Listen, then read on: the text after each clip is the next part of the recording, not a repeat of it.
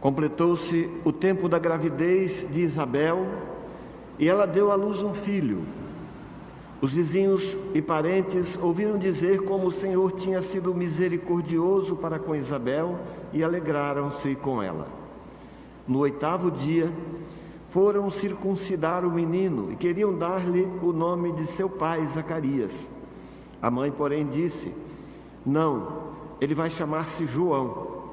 Os outros disseram: não existe nenhum parente teu com esse nome. Então fizeram sinais ao pai, perguntando como ele queria que o menino se chamasse. Zacarias pediu uma tabuinha e escreveu: João é o seu nome. E todos ficaram admirados. No mesmo instante, a boca de Zacarias se abriu, sua língua se soltou e ele começou a louvar a Deus. Todos os vizinhos ficaram com medo e a notícia espalhou-se por toda a região montanhosa da Judéia. E todos os que ouviam a notícia ficavam pensando: o que virá a ser esse menino? De fato, a mão do Senhor estava com ele, e o menino crescia e se fortalecia em espírito.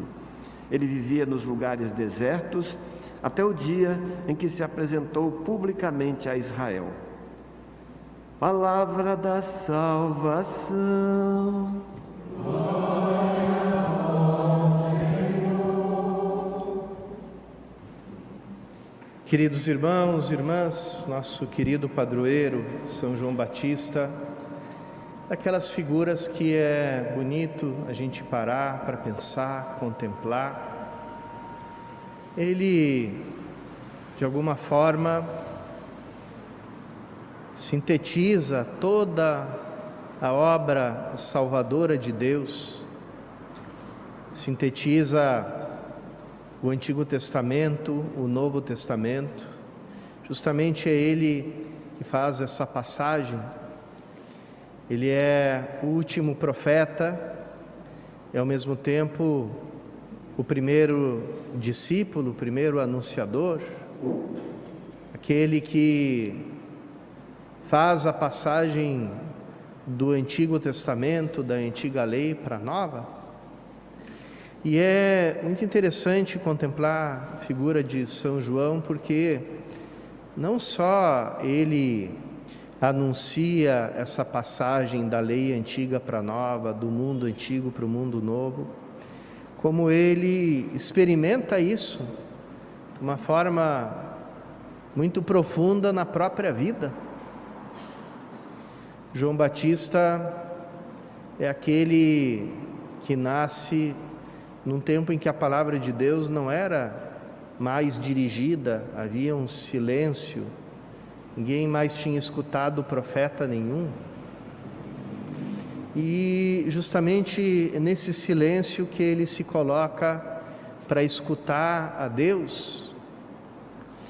Interessante, às vezes a gente não se dá conta de como foi radical a vida, a escolha, as escolhas de São João Batista.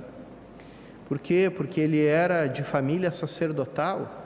O pai dele, Zacarias, sacerdote do templo de Jerusalém, tribo de Levi, a tribo sacerdotal, aquela tribo que entre as 12 tribos de Israel é aquela que não tinha terra, não recebeu nenhum lote da terra santa, porque a herança deles era o Senhor.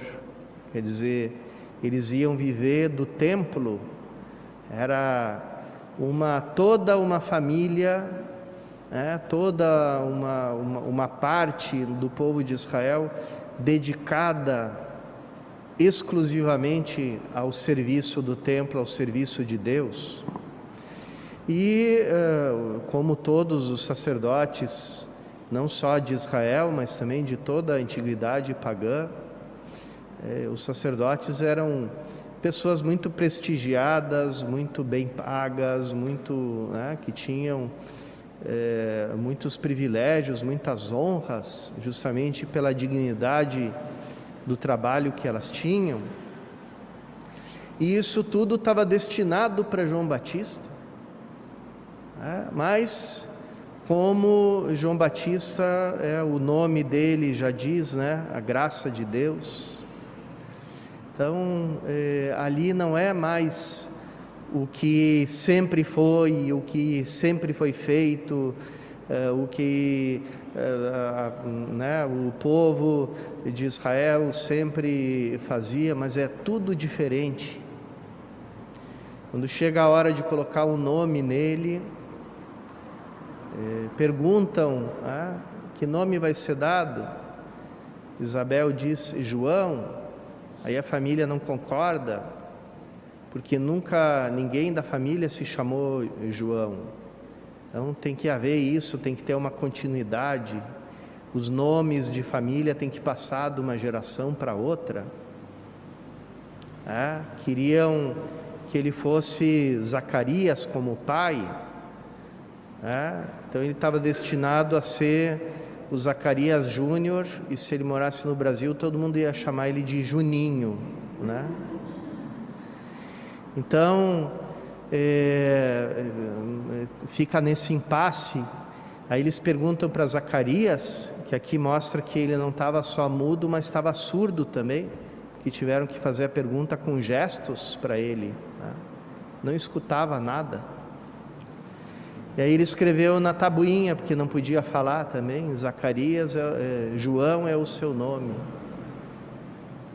Então, ali Zacarias entende, porque ele recebeu o anúncio do anjo, que Deus estava fazendo uma coisa nova, diferente.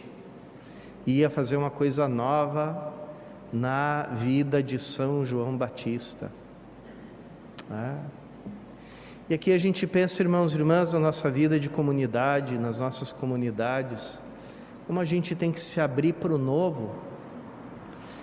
Se uma coisa, a nossa pandemia, a pandemia que nós estamos vivendo, nos mostrou, é que Deus nos sacode da nossa comodidade.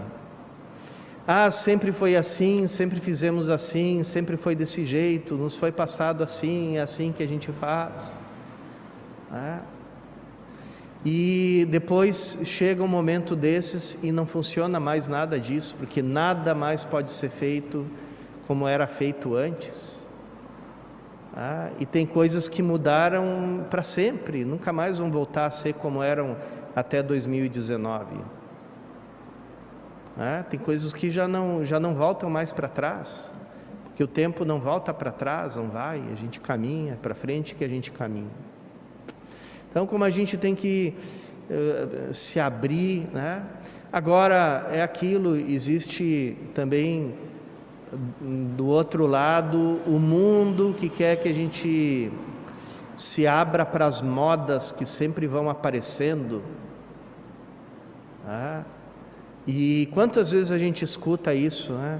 A igreja é muito antiga, a igreja é muito ultrapassada, a igreja tem que se abrir, a igreja tem que mudar. Não é esse tipo de mudança das modas que a gente quer, que a gente precisa escutar, mas é o chamado de Deus que sempre nos pede uma coisa nova, né? Esses tempos na liturgia a gente está escutando o livro do Gênesis, né, nos dias de semana, o chamado de Abraão. Abraão tinha já 75 anos. E Deus diz para ele, larga tudo, deixa tudo, muda completamente de vida. Como é difícil para uma pessoa idosa mudar. Se você bota uma escova de dente de um idoso 1 centímetro para lá, meio centímetro para lá do que era, ele chega assim, quem foi que mexeu nas minhas coisas? Quem foi que mexeu, anda mexendo nas minhas coisas? Aí pega e guarda as coisas para ninguém mexer. Então, é justamente ali que Deus diz, não, muda tudo, mudou tudo. Começa uma vida nova. E isso foi a marca de São João Batista. Esse ouvido atento ao chamado de Deus, um ouvido atento ao apelo de Deus, e uma disponibilidade total para começar tudo de novo, para começar uma outra coisa, um outro capítulo. Então, João, já desde o nome, não obedece ao que estava sendo feito antes, ao costume, à norma antes, ao estabelecido, né? Desde o início, já começa uma coisa nova. E depois não obedece, não segue o costume que o filho do sacerdote tem que ser sacerdote também, porque ele é da tribo de Levi, porque ele é da família sacerdotal, porque ele tem que servir no templo. João Batista deixa todas as regalias, deixa todas as riquezas, os privilégios, as honras, e vai para o deserto escutar a Deus, vai escutar a Deus no silêncio. E aqui é uma outra coisa que a gente tem que um pouquinho parar para contemplar, né? Esses tempos eu tenho conversado com meus amigos padres, com alguns amigos leigos também, que levam comunidades de vida, de aliança, e a gente reflete nisso, como ficou barulhenta a nossa igreja, quanto barulho, quão pouco silêncio. Como é que a gente vai aprender a rezar, a se encontrar com Deus, a escutar a voz suavíssima do Espírito Santo, porque é suave, porque Ele respeita a nossa liberdade, não nos violenta. O Espírito Santo fala baixinho, é aquele que fala baixinho, é aquele que você tem que dizer para todo mundo na sala assim: está falando, peraí, não dá para escutar. Então a gente tem que mandar tudo aquietar, tudo ficar quieto. Aí a gente vem do mundo barulhento, de uma casa barulhenta, com uma TV barulhenta, com um som barulhento, tocando música barulhenta, tocando, aí passa o carro de som barulhento. Acho tão engraçado aqui esse costume aqui do povo. A gente está muito bem quieto no nosso canto, né? Aí de repente chega aí, loja de animais, não sei o que, né? O carro de som passando no bairro, né? Grande promoção, supermercado, não sei das quantas, tal, né? Você diz, o que está acontecendo, né?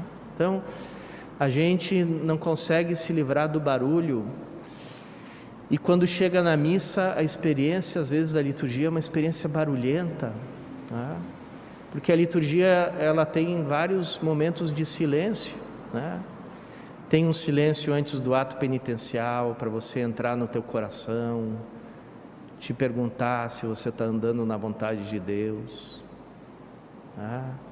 Tem um silêncio antes da oração coleta, aquela do oremos, ali tem que fazer um silêncio, porque ali você tem que dizer: Senhor, por qual razão eu quero te oferecer essa missa? O que eu quero te pedir nessa missa? Então ali, momento da oração pessoal no silêncio. Silêncio depois das leituras, para você refletir e dizer: o que o Espírito Santo me cutucou enquanto eu estava escutando essa leitura? Que frase que eu escutei assim, dizer: escuta que isso aqui é para você. Precisa silêncio para isso. Silêncio depois da homilia, silêncio depois da ação de graças, depois da comunhão, fazer um silêncio. Então, não é aquele silêncio, não é porque o padre está demorando em purificar ali o cálice. Em vez de ficar olhando assim e dizer: esse padre está demorando para purificar o cálice, que silêncio incômodo. Não, aquele silêncio é para você entrar no teu coração e prolongar a ação de graças pelo grande dom que você recebeu da Eucaristia. Então, esse é o silêncio que falta na nossa vida, né? Tem uma poetisa mineira, Adélia Prado, que diz assim: às vezes eu saio da missa com vontade de ir para algum lugar para poder rezar. Então, claro, aquilo ali é a licença poética, né? Porque a gente não deixa de rezar na missa, mas como faz falta um pouquinho de silêncio na nossa vida espiritual, um pouquinho de silêncio para a gente entrar no coração, um pouquinho de silêncio para a gente escutar a voz de Deus nos falando. Como é que a gente vai ter vida interior sem silêncio? Como é que a gente vai ter vida espiritual sem silêncio? Como é que a gente vai aprender a arte do discernimento espiritual, entender se é a voz de Deus me falando, se é o maligno, se é o meu próprio egoísmo? Se a gente não aprende o silêncio, tá? Então, João Batista foi para o deserto para escutar a voz de Deus, e depois de escutar, de passar anos escutando, ali ele abriu a boca, ali ele começou a proclamar o grande acontecimento que ia se dar ali diante daquele povo de Israel. E aqui as mudanças não param, porque João prega a penitência, ele prega a mudança de vida, a conversão, deixar a maldade de lado, deixar a desonestidade de lado, deixar os vícios de lado, deixar os falsos prazeres, as falsas alegrias, os enganos do mundo, deixar tudo de lado, purificar, entrar no Rio Jordão, que é aquele limite entre a terra prometida e o deserto, e fazer o povo passar de novo, fazer uma certa passagem, como foi a passagem do Mar Vermelho, como foi a passagem para a Terra Santa. Dizer, vamos começar tudo de novo, vamos deixar o rio levar embora a sujeira e vamos começar uma vida limpa, uma vida pura. E quando ele fala isso, ele proclama o juízo iminente, o juízo que vai acontecer dali a pouco, porque vem o Messias e vai terminar de cortar a árvore má com o seu machado, que vai julgar, que vai exterminar os maus. Ele proclama, como os últimos profetas do Antigo Testamento, os profetas apocalípticos do Antigo Testamento, ele proclama essa mudança radical, esse mundo velho que vai ser queimado como palha, porque é um mundo mau, um mundo de pecado, e o surgimento do mundo novo. E isso ia acontecer com a vinda do Messias. Só que até nisso João Batista tem que se abrir ao novo, porque quando ele se encontra com o Messias, com o Salvador que ele passou anos anunciando, ele encontra alguém que não parece ser nada daquilo que ele tinha anunciado. Ao invés de chegar o juiz tremendo, superpoderoso, pronto para fulminar os pecadores, ele vê o Messias ali na fila dos pecadores para receber ele também o batismo, para receber ele também o mergulho da conversão. E aí João Batista não entende nada, e a explicação que Jesus dá para ele deixa ele mais confuso ainda, Por ora deixa assim para que se cumpra toda a justiça. Como assim? Que justiça? A justiça é essa, não é a justiça dos homens, a justiça de Deus. Ao invés de fulminar os pecadores, o Pai envia o seu Filho para carregar os nossos pecados. Toda a obra do Filho fica simbolizada, sintetizada naquele batismo no Jordão. E quando João está no cárcere, para ser já quase, está no momento da morte dele, porque ele testemunhou contra os maus costumes, as imoralidades de Herodes, e não os maus atos de governo de Herodes, as imoralidades da vida pessoal de Herodes. porque a igreja sempre ensinou isso, irmãos e irmãs, o exemplo vem de cima. Quem está numa posição de liderança exerce uma enorme influência moral sobre os outros. Por isso, a vida daqueles que governam, mesmo a vida pessoal, não existe essa coisa individualista de minha vida pessoal, o que eu faço entre quatro paredes não interessa a ninguém, não sei o que. Não, a tua vida pessoal interessa sim, porque você está em evidência e você tem que ser um exemplo de vida pessoal moral para todo mundo. Porque é um fato isso. A imoralidade do governante faz mal para todo o povo, rebaixa a moral do povo todo, os costumes do povo todo. E João Batista não teve medo de dizer isso, de proclamar isso. Não falou para Herodes: você cobra imposto demais do povo, você não sei o que, não faz direito. Não, você está com uma pessoa que não era para você estar, porque ela era casada com o teu irmão. Então João Batista está ali, e naquele momento no cárcere ele experimenta uma noite muito escura no seu coração, uma noite escura da sua fé, que também é uma coisa que acontece com todos os santos. Os grandes santos passaram por grandes noites na sua fé. E qual é a noite de São João Batista naquele momento no cárcere? Onde é que está esse juízo final que eu tanto proclamei? Onde é que está esse julgamento para o qual eu preparei todas as pessoas? Aí ele manda os discípulos perguntarem para Jesus: vem cá, é você mesmo o Messias que eu anunciei?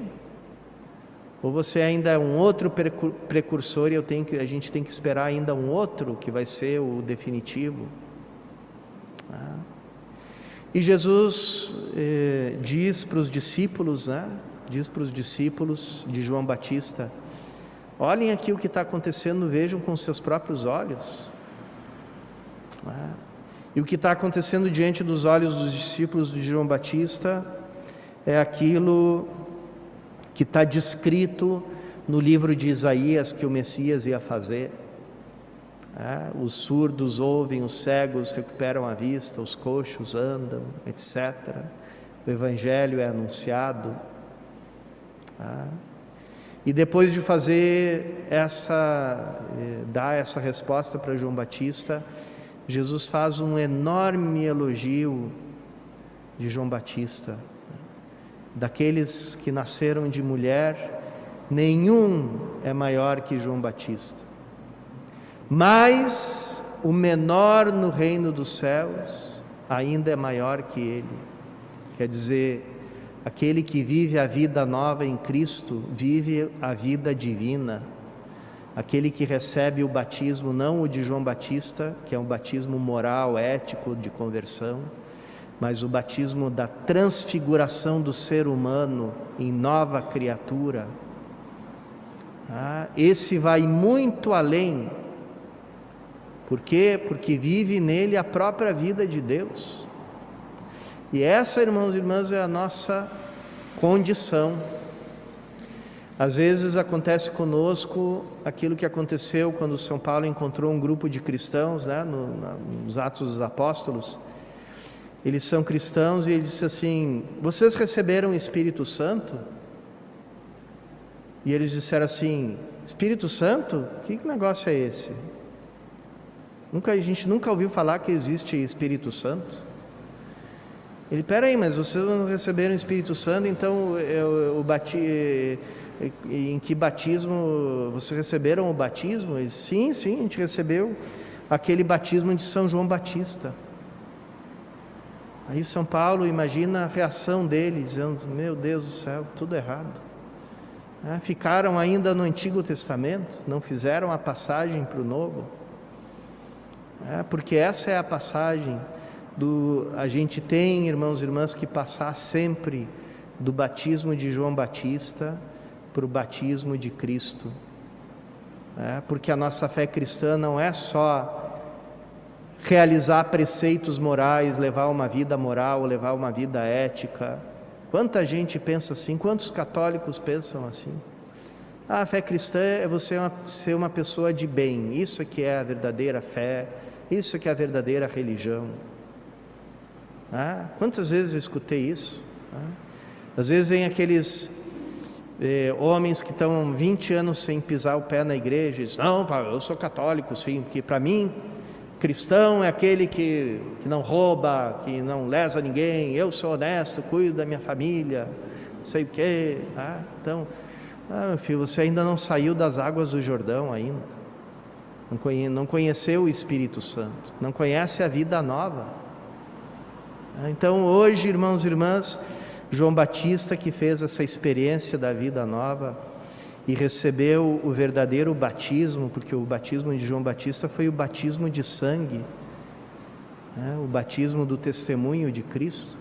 Então, ele que recebeu a vida nova, hoje nos convida a gente descobrir esse novo batismo, nos abrir para a vida nova em Cristo, onde tudo é novo, onde o homem velho morreu, onde a criatura nova, ela segue uma só lei, que é a lei do Espírito Santo derramado no seu coração, e que só ensina uma lei, que é a lei do amor.